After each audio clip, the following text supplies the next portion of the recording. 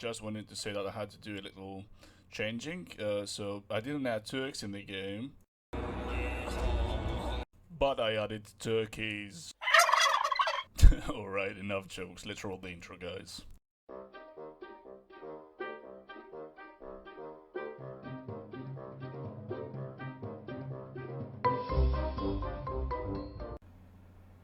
Hello guys and welcome back to another Age of Empires 2 scenario video, and in this one guys we have something rather special.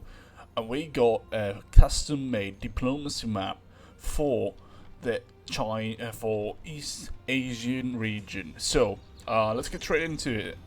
So we begin off with the Ming Dynasty, yes, controlling central China. At each and every one of these I've tried to make as historically accurate as possible. That's a small disclaimer. So we begin off with each faction has their respective regions. Alright, so let's get straight into the video. So we begin off with the Song Dynasty controlling mainland China and stretching all the way from to the south. So it begins off nearby Taiwan and Vietnam, and it has a city here with a nice little castle. It has its capital right here with its wonder, and then off we have a small fortified settlement along the border with the Jin Dynasty. We're gonna get there soon enough, controlling Manchuria, and then we have another small village settlement inland. And let's go to the second one. So the second one is the Vietnamese, the Kingdom of Dai Viet. So the Vietnamese start off relatively compact, like they do not have a ton of space, even though their settlement looks pretty cool. They are quite compact and isolated at the same time. They have a little settlement down here with a couple of docks. They are protected by a nice mountain range and a river. So they are quite well, they can defend quite easily against the Chinese or the third player, the Khmer Empire. Now the Khmer Empire, they have one of the coolest art styles. Speaking about buildings, they look amazing. They're right here. This is their capital, nearby in modern day Thailand and Burma. And they also have a southern settlement with bordering with the Dai Viet. They are pretty nice, well defended as well, isolated. They are bordering with the map as well, so they are easier to defend, I guess.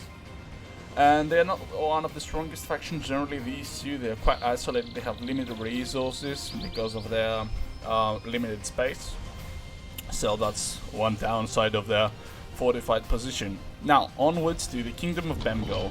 The Kingdom of Bengal, with its capital Bengal, obviously, is one of the stronger factions, as you can see, number 4.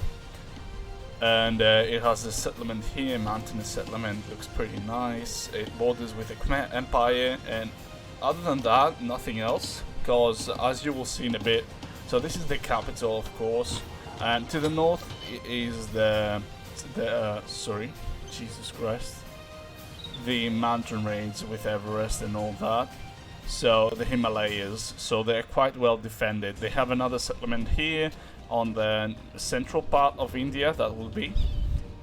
And yeah, pretty well defended. They have a lot of space to expand inside the mountain range in the Indian subcontinent. But other than that, relatively calm stuff, nothing crazy. Now, let's get onwards with number 5. Number 5 are the Mongol tribes. And the Mongol tribes begin quite rugged, like they do not have massive settlements, they do not have defenses. Most of the towns do not have even farms because of their inhospitable climate, and that is one of the reasons. I mean, the AI will obviously make some, but they do not begin with farms, so that's one of the disadvantages. Obviously though, they have a lot of space up here to expand and discover resources and claim all that. There's a bit of trade going on, as you can see, between them. And yeah, they begin off with their capital here, and in Mongolia they have some in more Turkey countries right here. As you can see, the Mongols slaughtered the Turks, I guess. So they have another little village area right here. They have another like conquered city in modern day Afghanistan, close to Kashmir, I guess, above Kashmir. They have another conquered city that they have occupied, and so they can claim their defenses, and they have their farmlands taken as well. So pretty good, but they can be obviously attacked from the south from all those factions like the Jin, the Song Dynasty, and the Kingdom of Bengal as well. So, without further ado, let's go to the Jin Dynasty, the second and now first, because I'm not playing, strongest faction in the game, with their capital at Beijing, with a Temple of Heaven as well. So, the Jin Dynasty is the second strongest at the beginning of the game. They begin off with their capital, massive, really close to the border with the Song Dynasty, but they have some disadvantages, besides the fact that they have a massive capital. They're really spread out. So we have another smaller settlement, but quite well defended settlement right here. And they also have a, so this is connected with trade routes to the capital, and they have another like castle town thingy over here in Manchuria, close to the border with Korea. Speaking of Korea, we are going now to the Kingdom of Korea. The Kingdom of Korea is the Koreans with Koreans.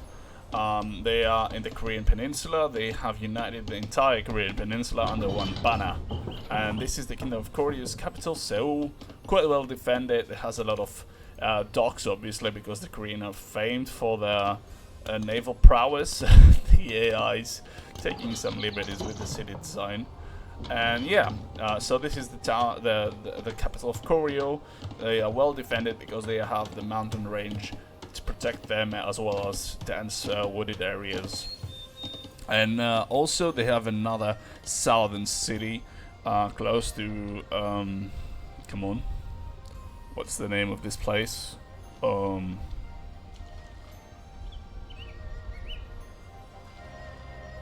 Anyway, I'm gonna come up with it.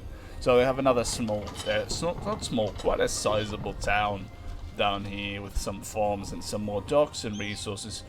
And to finish off this map, last but not least, we have the Empire of Japan. Now the Empire of Japan also starts with obviously under control of this little island. It also has come on. Yeah, it controls all of the Japanese isles.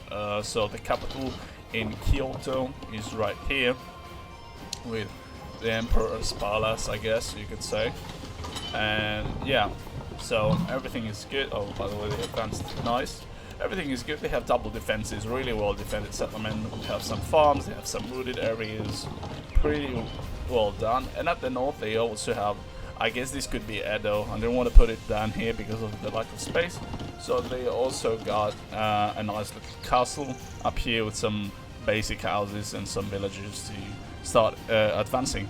So this is basically the entirety of the map. I'm trying to go for sandbox experience. So like imagine fusing in Age of Empires with Total War elements. So basically, I try to make it this as accurate as possible, geographically, geologically, and whatnot. I try to find proper areas for the vegetation and the forests and whatnot. The rivers are also as accurate as I could make them in most cases. So I hope you enjoyed it, and yeah, so as well as the civilizations, obviously accurate. These are the Khmer, these are the Vietnamese. We have the two Chinese factions, even though these were not, these were culturally Chinese, but the ruling dynasty wasn't Chinese. We got the Koreans, we got the Japanese, obviously, Mongols and whatnot. I wanted to add also Tibet, but sadly I opted to add the Khmer and the Vietnamese for the variety alone, because I would have to represent the Tibetans with Chinese faction, because there is no Tibetan faction in the game, so I didn't want to do that.